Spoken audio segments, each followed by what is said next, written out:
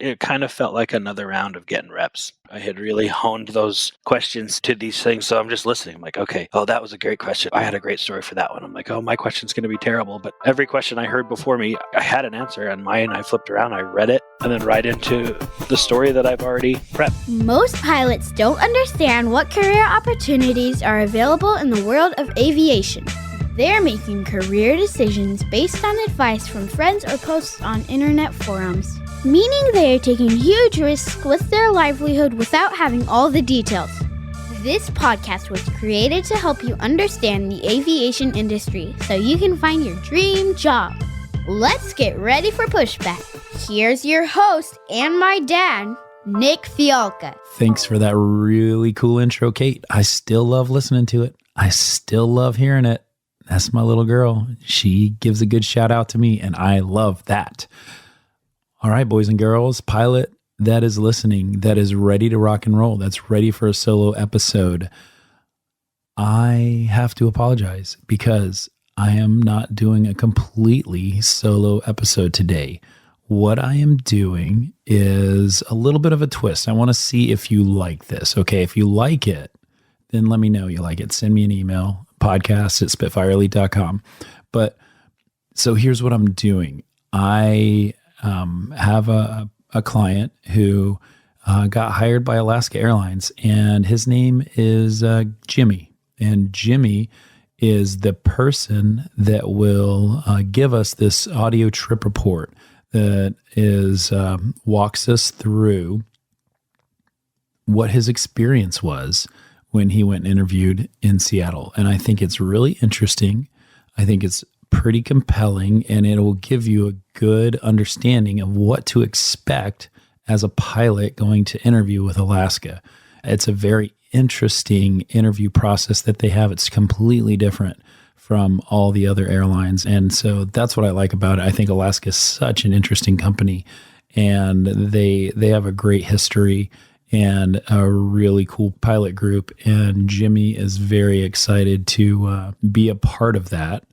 And you will hear Jimmy's coming back on. If you're a Jimmy and you have a trip report, an audio trip report that you would like to provide to the listener group to help everybody understand what your experience was like at your airline, reach out. I'd love to have that conversation. Here is what I learned about Alaska. I learned that they are certainly big into teamwork. They're big into crew resource management. They want to see how you act one-on-one and how you relate with the interviewers, but they also want to see how you work in a group. And that is a really interesting concept, because the group part of this interview, what it does is it gives you an understanding of how that person is going to interact with teams. And whether that's a gate agent or a couple of flight attendants and another pilot, rampers, maintenance personnel, the whole gambit. When you're under stress, how do you react and how do you evolve? And they get a sense of that there. They also really take care of their people. They really want you to love it. One of the things that Jimmy didn't mention was that after he got his CJO, his conditional job offer, is that the team at Alaska mailed him this gift bag that had Alaska bucks in it, this money that you can use in the company store to buy some swag. And they gave him all sorts of cool stuff. And I mean, they're just taking care of him. And that's cool as hell. I love that. So sit back, relax. You get to hear me chat with Jimmy. I do want your feedback. All right. Do you like this? Do you want to hear more of it? Hit me up. Send me an email. All right. You rock. Have an awesome day. And last but not least, let's have a quick word from our sponsors, because without them, we wouldn't have this awesome podcast. Hey, pilot, it's Nick. I want to tell you about a great friend of the show, Timothy P. Pope. He's a financial planner, and he's completely focused on the professional pilot. He's the kind of guy you want to go to for real talk to help you figure out your financial future. With so many upgrades and so many transitions and so many things going on, you owe it to yourself to give him a call. He'll help you design and execute really smart financial planning strategies, whether it's retirement planning, investment management, military transition, tax planning. He's a great financial planning partner. Timothy P. Pope, CFP, helping professional pilots make the most out of life. Give him a shout. All the information's in the show notes. You should definitely tell him I told you to call. All right, I am here today with a very special guest, my friend Jimmy. Jimmy, how are you? I'm all right. How are you? Dude, I am so good. I'm glad you're here. Jimmy is, first off, a pseudonym, and he is going to be one of the many people named Jimmy we have on here to talk about a trip report. And today's trip report was about an interview at Alaska Airlines. Isn't that right? Yes. Dude, so first off, set the stage, right? Like, give me a general idea of what your background is and kind of how you got the call. A military pilot. I spent 11 years in the military, and I recently separated. I picked up a job quickly with a separate airline, and I was actually in the middle of training when I got the call from Alaska. The app had been in roughly 5 months, and then I got the call. Man, was it a surprise to get the call, or were you really hustling for it? I'd been hustling. I'd been doing all the prep. Spitfire kind of set me up for pretty much anything. There were some specifics that I could go in depth with Spitfire, but it gave me a broad range to kind of go everywhere. So I had my golden airline, and then I had a bunch of others. And I would say Alaska was kind of up top because of the lifestyle that I wanted. So it was out there. It had been about 5 months, and it did kind of catch me by surprise. Yeah, totally, man. And just so the kids at home are tracking, I am not paying you to say the word Spitfire that you used us for prep, right? Correct. That's just who I went through. That's right, because it's the best. Sweet, man. So you rolled in and you got invited. How long was it from the invite until you actually went to the interview? Like, how many, was it about a month? Was it like 2 months out? Like, how much heads up did you get? They were willing to work with me. They wanted me to get there as soon as possible, but I actually told them I was still finishing up with the other airline. Yeah. They politely asked who it was, and then I told them I would get back to them. Actually, I didn't set a date because I needed to know how my schedule would look right after trading. Yeah, that's important because if you are at another airline and you're in training, the worst thing you can do is bone something up. Actually, the worst thing you can do is lie to the airline that you're currently working with and then call in sick or something like that and go to an interview. Like, that's danger. And that can actually cause you to lose both jobs, because if the one airline finds out about it that you were working at after you put in your notice, and then the next airline finds out you used a dishonest way to come interview, definitely do not recommend that. Smart move. I think we even talked about it, hey, how do we manage this? But pushing it until after you're done, right? You get your check ride done, you pass your check ride. Step number 1, man, buckle down, pass your check ride. Step number 2 is it'll be OE, your initial operating experience with a check airman, and you'll get a schedule from that, and you'll be able to kind of take a look. And the companies will always work with you. They all understand. They know you're a pilot. They know your schedule, especially if you're in training, is unusual. And I guess you found that to be the same. I did. They were super easy. And exactly like you said, my schedule came out. I saw that I had some time. It was quite quickly after I got home. I think it was 2 or 3 days later, but I didn't even realize that they flew into my city. So it was going to be a super quick trip there and back. Yeah, that's a good thing because they fly you on their metal, right? So if you live in a small town in the middle of North Dakota, you got to make your way to an airport that company flies out of. So that's key. Make sure you know that. And also, if you're driving a long way to get onto their metal, it's probably going to be a hard commute for your life. Yeah, my goal is to move and live in domicile. For now, it's nice that they are here in this city because as I get everything lined up, it'll be easy. Yeah, for sure, man. So they flew you out to Seattle. Tell me kind of generally about the experience out there in Seattle. They flew me out the day before. They paid for a hotel super close to their headquarters, and it's also super close to the airport. So really easy. They had everything lined up for me as far as call this number for a shuttle, go to the hotel, show up at this time in the morning, and nothing too difficult. Cool. So tell me about your attire. What did you wear to the interview? Business professional. Business professional. What does that mean to you? Good looking suit. It doesn't have to be crazy expensive. I think I went to Dillard's or Macy's or something, and I bought a nice new suit that fit well and looked classy. And then white shirt and tie. I didn't do a particular color. I know everyone's out there doing particular ties, but I just chose one I liked that looked good with the suit. Yeah, for sure. Did you shine your shoes? I did. They were brown. It was a very dark navy suit, so I had nice shined brown shoes. Did you wear socks with something written all over it that had zigzags in different colors? No. You didn't. No, you didn't. Oh my God.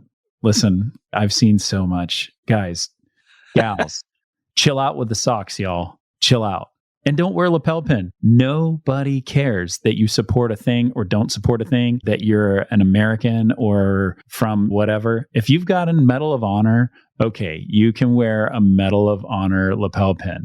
If you do not, then chill out with the lapel pins, y'all. It looks like Applebee's. It's like your 18 pieces of flair. Oh my God. Sorry, I blacked out. What happened? Jeez, all the time, y'all. I love you. I love every single one of you. Chill out with the socks. Chill out with the lapel pins. Ugh. All right. Back to what were we talking about? Alaska Airlines. Perfect. So the night before, right? Did you guys like anybody that was interviewing? Like, did you guys meet up anywhere or anything like that? No, there was nothing specific. I just met a guy on the shuttle, and it was pretty obvious we were interviewing, so we got talking and talked about our background. Got it. So you guys didn't have like a pregame link for dinner or anything like that? Nope. I went into town and had some sushi. Sushi. That's what I'm talking about. Yeah, man. That's awesome. So morning of, right? Talk me through like walking in the door. What's that like? They had a shuttle, which after I took it, I realized they were super, super close. So I took the shuttle. So you could walk. Yeah, you could walk right over. I stayed at the Aloft. It's like right across a field. But I took the shuttle and had all my logbook and everything with me. As clean and prepped as I could be, clean shaven, ready to go. And we walked in and we met the lady who had been corresponding back and forth with any questions. And I think she was there to greet us. Everyone meets each other, talks to each other about their background, just kind of gets to know each other in the time that you're there. I was there probably 15 minutes early and there was like 10 guys already there. So I don't think you can be too early. Yeah, for sure. Not hype yourself out. Yeah. I was at ULCC doing an interview a couple years ago and a guy showed up 5 minutes late and they turned him right around and sent him home. So I cannot stress how important it is to be early. Just shows that you want it. So she met you and take it from there. They took us down to a large meeting room. The facility's brand spanking new. Big glass windows. You can see all the nice area outside. Took us to the fancy meeting room and we started right there. We met everybody. There was the recruiting team. I don't remember his name. I think it was the VP of Ops was there to greet us. Pretty personal. And they sat us down and started kind of an intro video into the airline history, what they're doing now, and made me really excited. Yeah. Now, tell me they wheeled in a projector with 2 reels on it and they pulled down a big movie screen and then they had some guy narrating it that talked like he was from like 1945. Is that how it went? Exactly. They started with the birth of the flights in Alaska and Seattle. No, they did it's just up on the projector, but I learned some stuff about Alaska that surprised me. Tell me a little tidbit that you took away from this cool video. I didn't know that they had purchased their own approaches into Juneau specifically, but I think they have some others around Alaska. Apparently, other airlines, okay, the minimums used to be about 1,200 into Juneau. They said that they about moved the state capital from Juneau to Anchorage because legislators weren't getting in monthly to do their meetings. And so Alaska built an approach that took it down to about 600, and then they built a different approach to a separate runway, which everyone can do VFR, but they built an approach that you fly through a fjord down to a Cat 1 minimums, and when you hit minimums, you're in a left turn. So apparently all these other airlines are going around, and Alaska's bringing them in, taking them out, and they've got the exclusive... And they still own them? ...approaches into Juneau. They do. There have been other large airlines that have asked to have them, and they politely said no, and then they tried to get some legislation passed to get them, and it's still a no because it's their property. But overall, they said we'd be doing a lot of good hand flying, a lot of challenging flying, and it really motivated me and made me really excited to fly for Alaska if they gave me the opportunity. I wonder how much it costs to buy an approach from the FAA. I have no idea, but I mean, you got to build it, terps it. It's got to be a lot. I mean, if you guys want to start a GoFundMe for me to go out there and buy an approach, like buy an approach into DFW, That would be amazing. We should do that. All right. So I'm waiting for that guy leaning forward to raise enough money so we can buy our own approach. And then we can lease it. We can lease the approach and we can pay for interview prep. Oh my God, we're geniuses. This is amazing. I'm so glad we're so smart. Okay, so you watch a video, and did everybody get CJOs after the video, or what was the next step? Yeah, they just they were like, you have ugly socks, you don't get a CJO.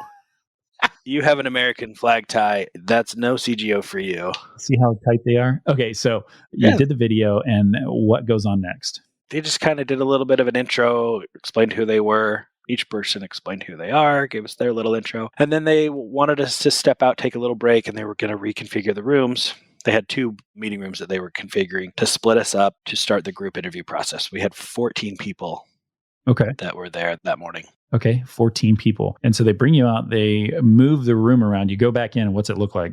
They set it up where there was a table where 2 HR reps and 2 chief pilots can sit, and then kind of like an L-shaped table on the other side of the room where all the interviewees are sitting across from them. Okay, so you're lined up like hostage style with like shoulder to shoulder with all the interviewees, and then you got 2 chief pilots and 2 HR reps kind of like facing you on the other side of another table? Yep. Okay, got it. So you guys walk in, and what's the process here? We had our name tags sitting down, so we had assigned seating. Sat down, they were super nice, and they just kind of went over what they were going to do. They mentioned that they have our resumes, so they've already seen them. They've already gone over them. They're professionals. They know how to do it. They wanted to know a little off the resume. They wanted you to speak from the heart and just talk about your aviation and then maybe something unique about yourself. Something unique about yourself, just so they can't drill down and tell who you are. I'm not going to ask you what your story was, but like, I don't know, how did it feel? Like, were there some good ones? Were there some bad ones? There were some pretty weird ones, and I get it. In the heat of the moment, I was like, okay, what should I say? What should I do? And I just thought, there's something unique about me that really doesn't matter to them. Yeah. I could say so many things that just don't have any weight. Yeah, you could say like, hey, I love Reed Doberman pinchers.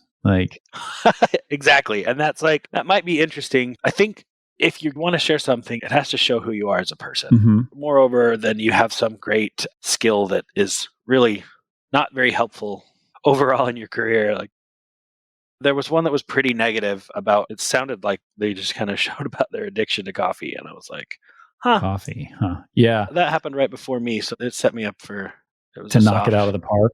Everybody was super weird about the last guy. Yeah, that was helpful. You bring up a really good point. Kind of want to talk about that a little bit, because when you are given the opportunity to have a conversation, to answer a question about yourself that's unique to you, think about why you're there. You're sitting there with a group of people who represent a company, and you have done a really good job of all your interview prep. And through our conversations at Spitfire that you need to lock into their culture. And if your special skill is something that enlightens and increases their culture, that is an important thing. So think about that. If you're going to go out there, chew on that. I think that's a really cool way to start it off. All right. So you answer these questions and move on. Like, what's the next step? After they've gone through, they told us they had a selection of questions, and they were written on little sheets of paper, little laminated sheets of paper. And it was just like drawing straws. They went across and had us all pick one and put it face down on the table. And so everybody picks up a card, and it's like straight up like Trivial Pursuit style. Do you ask somebody else the question, or you answer the question for yourself? So everybody got their card on the table, and they started from one side for the first section of questions. Then they started from the other side and went down, and you were just to flip your card, read it, and then answer it, which it went into the interview prep training. These type of questions were not out of the blue. They weren't something I'd never heard before. They were very common as far as the interview prep that I'd done. Okay, got it. So maybe they're like a tell me about a time or a what would you do kind of style question, or something about your background or something like that? Yep. It was just kind of, can you answer it on the fly? And it might have been designed to just promote a genuine response in front of other people, instead of the canned responses that sometimes we get, robotic. Yeah, that's really tricky, because you're in front of a bunch of people. You're not just in front of 2 HR reps and 2 chief pilots. You have your peers there, the other people that equally want the job. So not only are you trying to answer this for yourself, but I don't want to say you're trying to one up one another, but man, the stress level had to be out through the roof. It was a different dynamic as far as all the interviews that I'd done in the past where people are talking and I'm just sitting there listening and you can tell who has done some good prep, who has done some medium prep, and who Oh hasn't man. done any prep. And I just listen to a question and I just think, okay, how would I answer that one? I'm like, oh, I could use my conflict question on that one.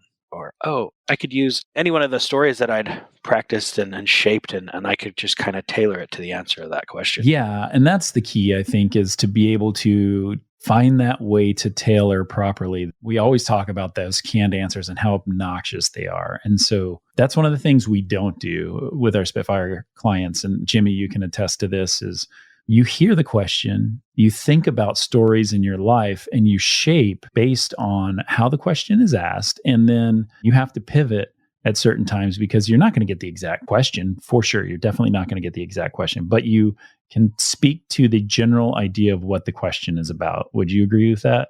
Yep. It kind of felt like another round of getting reps. Yeah. I had really honed those questions to these things. So I'm just listening. I'm like, okay, oh, that was a great question. I had a great story for that one. I'm like, oh, my question's going to be terrible. But every question I heard before me, I had an answer. And mine, I flipped around, I read it, and I was like, your brain's like, okay, take that pause and then right into the story that I've already prepped and just tailor it to that question. Yeah. And you bring up another good point. I don't want to make this whole thing about Spitfire, but I kind of do because it's an awesome place. So, those that have not participated with us yet, this is exactly like our precision interview coaching, where we have a group of people participating. We're all together virtually.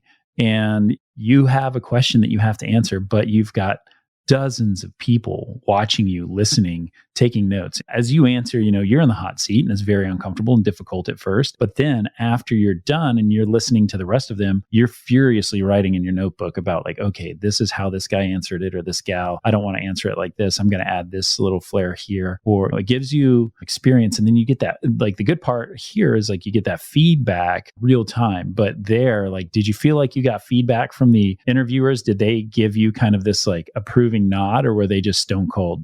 It's funny with HR reps and the pilots because sometimes you can't read. I think they're good at smiling, having good reactions, but they're writing down what they're like, okay, well, this is a weaker answer. This is a great answer.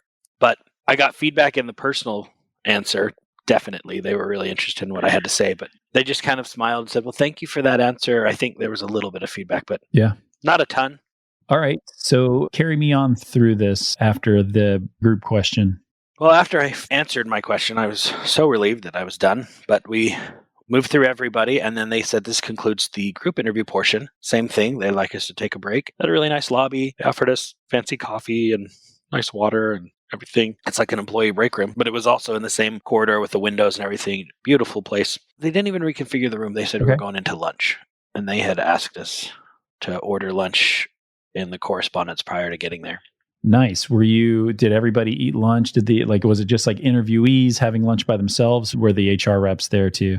Like, did you feel like there might be like video cameras watching you or anything? Not in the lunch, but after when we were waiting for the individual interviews, we joked about that, about being recorded. Yeah, it's always been, there are a couple companies out there that when you're interviewing, you're going to see video cameras in different parts of the lobby. It's very, very awkward. I mean, you got to watch what you're saying because I wouldn't just drop my guard and stop. I just stayed on the professional level no matter what. From the second you leave your house, you need to be 110% professional until you get back to your house and fall asleep in your own bed, because you adjust, like you have to turn that switch because you're in professional mode. And when you let your guard down for 1 second, I've seen it happen, man. I have seen it happen. And you tell an off-color joke or you say something or you say a curse word and they pick you up and they walk you out. And I have seen it. And I hear about it from HR reps all the time, interviewing pilots all the time. Yeah, so we're ready. We're ready for our one-on-one, huh? Yep. They had us all just eat lunch, then hang out while they called us maybe 2 or 3 at a time. Okay. What's this scenario look like here where you're walking in the next room? After a 3-hour wait, I was one of the last 3 to go. So we just sat there and chatted about everything for 3 hours. We took an elevator upstairs to a different smaller conference room, and it was just a nice room, and it was just me, the chief pilot, and an HR rep. Okay. What kind of questions were they asking you there? Some of them felt a little redundant, but let's see. Just reading my trip report. Started with, I think it was why Alaska. I'm pretty sure that was the first question. It was the chief pilot who was asking it, and he said, you already have a job. with a major national airline, you're set. And you just finished training, they know. So why would you switch over to Alaska? And that's where we started it. And I kind of hit on the same thing in my personal answer in the group. I just kept reiterating the lifestyle, and I talked a little bit about me enjoying a smaller company. There's benefits to bigger companies, benefits to smaller companies. I wanted a little bit more personal. I wanted to get to know the gate agents and my base. I even said it. I said, I want to call my name. I want to say, hey, Bill, or hey, Carol, how are you? And just get to know people. Yeah, I'll say probably not a good time to talk about their new contract, right? I didn't say anything about their new contract. Yeah, that's important. Point it towards something that's important to the organization and something that they are going to appreciate as well. Like, don't turn it inward on yourself about being all about this, that, or the other thing about the contract. There's so many good things you could talk about with your Why Alaska, and you're definitely going to get that. And then was it just kind of bouncing some tell me about it times, or what would you do? Is it kind of things like that for the rest of the conversation?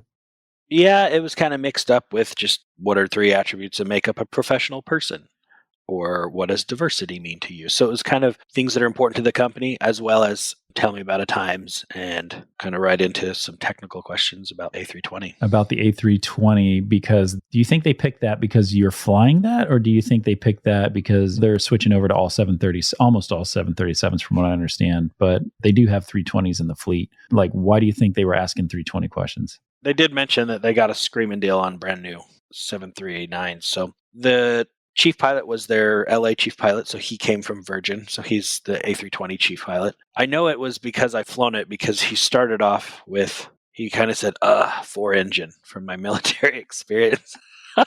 He didn't want to ask a 4-engine question, so he said, oh, you just got the type in the 320, and so that's when he went into details on that. Good, and he's asking you about like normal law and direct law and alternate law. No, it did not get that deep. Yeah. Alpha Floor. I don't know.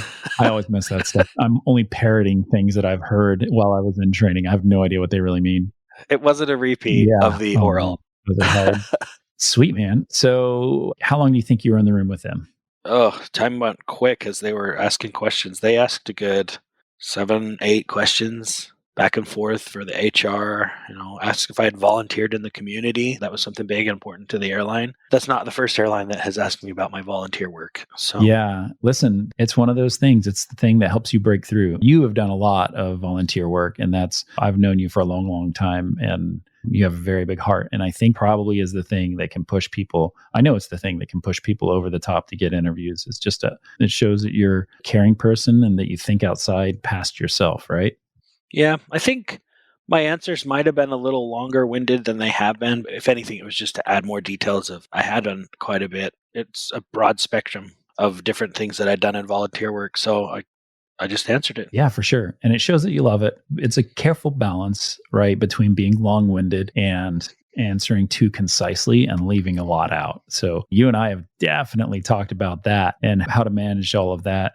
And I probably should do a solo episode about talking too much or talking not enough. That's a great idea. So you finish up and you're done with this portion. What's the next step? Well, I was aware that they had told me before I got there that they offer the job, the CJO right there. Right there at the table. So I was really, not at the table, but the day of the interview, You will know. That's what they told me. There may be one-off cases where somebody gets we'll call you back in a week, but they told me everybody knew that you would get the CJO that day. So they stand me up, or they both went outside, probably to discuss their notes and tell what exit door they were going to kick me out of. But I mean, it was kind of surprising to me that they offered me a job. No, they went out, they talked, and then just the HR rep came back in, and she just said, all right, come with me. And so I followed her, asked me if I'm okay climbing stairs, and we went downstairs back into this really nice lobby area, and they sat me down on this couch. And one of the other out of the 3 that went in was sitting next to me. The third guy was not there. And he goes, oh, this is a good sign. And I was like, well, I was in the military, so I will believe things when I have my CGO in hand. I've sat on a lot of couches for a lot of wrong reasons. I can just tell you that. Exactly. I'm like, they're counting chickens. And I'm like, okay, I'll wait. And it wasn't a couple minutes later that the entire team, not just the HR and the chief pilot, like everyone from the entire recruiting team came out. And the chief pilot that interviewed me had 2 lanyards in his hand, and he did a little spiel about how great it is, and they wanted to congratulate us and welcome us to the Alaska team. Dude, that is a cool way to do it. Way to go, Alaska. Hey, CEO, if you're listening to this, you want me to interview you, give me a shout. But like, way to go. Like, what a cool way to do it, man. Like, here's a lanyard. Like, we claim you. It's kind of like, here's your rose from The Bachelor, right? Like, I love it. Sweet, man. How'd that feel? It felt great. I mean, I was cheesing like crazy. It felt amazing because I really wanted to be a part of the Alaska team. I am in love with the state of Alaska and I'm Heck yeah. moving my family there. So it just meant a lot to me. And it was a long, hard road. The prep takes a long time. Getting your applications, getting your hours, getting everything. It is so much work. I worked a second job this whole year and didn't get a dime for it. Yeah. Oh, it really is. Hand to God. Like, it is a second job just to get, but it's worth it, right? Like, Oh my gosh, that in the end, like I had two great opportunities. I really liked the current employer I was with, and I liked even more the Alaska opportunity. But they handed me my lanyard, took pictures in front of the jet. The last person that shook my hand was like, all right, we'll take you over to fingerprints, urinalysis, ID badges. They just started right off the bat. man, you knocked all that out, right? Yeah, that's done. So I was like, whoa. I was like, is there a grace period of time I could accept the CGL? They were like, welcome to Alaska. You just told us you want to be here. Here's your lanyard. Start the process. And I'm like, awesome. That's amazing. That's so different from my experience because I interviewed during the coronavirus stuff and it was like everybody was afraid to do anything. So like all I knew was like you just go home and you wait and you do one thing and then weeks later you do another thing and weeks later you do another thing. So like that's pretty cool. That's pretty awesome to take it. I don't know if everybody's doing that now, but I'm glad that they were. How long do you think that you probably didn't care? You're walking on cloud nine after you got your lanyard. Yeah. Sent off a couple texts to the most important people and let them know that I got the job. Yeah. I was like, Nick, well, we FaceTimed. It wasn't a very long presentation, but they let us take quite a few pictures because they have a really nice 737 Max on a stick right there where they presented it. Beautiful brand new building. So I got my pictures and then, wearing my lanyard, make the biggest cheesy grin. Oh man, I was so happy. And then, we went over from there just on the same level over to do my fingerprints, get my ID badge, do a urine test, glance at the sheet of who doesn't have a check mark by their name from our group. Were there a lot of people with no check marks? I think there was like 5 or 6 out of 14. What's the yellow? It just said ugly socks next to every one of them. Yeah, frowny face. Do you think you could tell when you were sitting in the big room doing the group interview, like, this guy's got a hard time? I did. I honestly heard people who really were well rehearsed. That was I think that was confidence, doing it over and over in the mirror, doing it over with whatever prep they did. You could tell who had prepped. And the guy next to me, I could just tell there was zero prep. Just I threw my application in and I'm going to answer these questions. His responses were like, the pacing in his voice was just bad. It was super fake. There was no genuine answers. It was just, this is why Alaska Airlines is the perfect airline for me. And you're like, it's out there. People who have already gone through this, people who know HR reps, pilots know this information, and it is so worth the time, the financial investment to get it right, to go through, to do the preparation. It's so important to me to get that job. I would have done more. I would have paid more if it was required. Well, let me tell you, you can certainly pay me anything you'd care to. Oh, right. Yeah, no, I feel like when people have a bad answer, I want to sit across from them with like a spray bottle, like I do with my dog when he does something bad and squirt him. I just felt bad because at the end of the day, like I could tell. And then I just had a feeling that wasn't going to be the case. But they understood that you're nervous. They even said it multiple times. They said, it's okay to be nervous. We understand you. It's important to you to get this job. Sure. So nerves are not the concern. It's just when you say something, it has a point value, no matter what you say. Yeah, that's right. It's true. They're always grading you. Once you finished up with the ancillary things, they send you, I think you stayed an extra day, right? Because you had something going on. You had a late flight or something. Yeah, there's only one flight a day into my city, so I already had missed it that morning. Yeah. So they had me in for another night. But when I left, there was nothing, no formal. Just after I was done with all the information, they politely asked me if I wanted to hold off on letting my current airline know. And I said, yes, please. And I was kind of worried. I thought, this paperwork and stuff, they're somehow going to make a request and my airline's going to find out. And that was, I think that was in October. And like a week ago, put in my 2 weeks notice. So my current airline had no idea. And I flew my heart out with my current airline. I loved it. Yeah. And so there's a few months wait. Probably part of it had to do with being through the holidays and things like that. And I should say we're recording this in January. So it's not that much. I mean, some of these airlines are having like 5-6 month waits. That's a Sure. long time. So yeah, it's about average. On a scale of 1 to awesome, how was your experience? Awesome. There you go. Straight from the horse's mouth. I mean, I'm sure if I didn't get the CJO, I would have. Truthfully, let me try and think of if I didn't get the CJO, looking back, I felt like it was a lot more personal at Alaska Airlines. I'm starting to get to this HR reps. They're all very similar, very nice, very warm. I did United before training with my other airline, and it was a good experience. It wasn't as personal. The touches were not as... I didn't feel as much pride in the airline, honestly. Yeah, okay. They're a big business. They're about, I don't hate them. I think they're a great airline. But the end, I didn't get the CGO, but it was still very professional. I liked the Alaska experience a lot. Yeah, that's cool, man. And that's why I love it. I think it's considered a legacy, right? It was there before deregulation. And so it's one of the few legacies that are out there. And it's a really awesome airline. It's got Johnny Cash on the tail, which is pretty cool. It doesn't. That's kind of a terrible joke, but the guy kind of looks like Johnny Cash in my mind. And so I really am glad that you were able to crush it. I'm also glad that you were generous enough to talk with me and the pilot that's listening that's really wants to be a part of the airline and be a part of Alaska and why it's great. So I'm excited for you. I'm excited for your journey. And I might bring you back in a few months to tell me about what your experience has been like, because I think that it's a really beautiful thing. And I'm really excited for you, my man. So thank you so much for spending time with us. And thank you for just giving us all this value about how great this company is and how good of an experience this was at Alaska. Well, thank you. I appreciate you having me. Dude, you're awesome. Jimmy, you're a hero. As always, we'll see you, brother. Hey, before you jump out of here and go on to the next podcast, can I ask a big favor? Would you mind going over to your app that you're listening to this podcast on and give me a review? Give me a 5-star review if you love it. Give me a 1-star review if it totally sucks. Put a comment in there, something that is helpful. It helps me. It helps get the word out there. It helps people find the podcast, and that's super cool. If you don't do that, maybe you could just share the podcast with a friend. Tell a buddy who's trying to figure it out, trying to sort out this pilot dream of theirs and get a little bit further. That is super awesome as well. Last, if you don't do either of those two things, how about this? Find a way today to make yourself 1% better.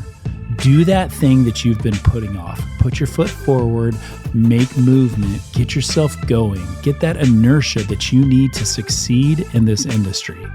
So that's your choice. Leave a review, tell a friend, or make yourself better. Either way, it's all a good choice. And I'm super stoked you're listening, and I will see you on the next episode. The statements made on this show are my own opinions and do not reflect, nor are they under any direction from my employer.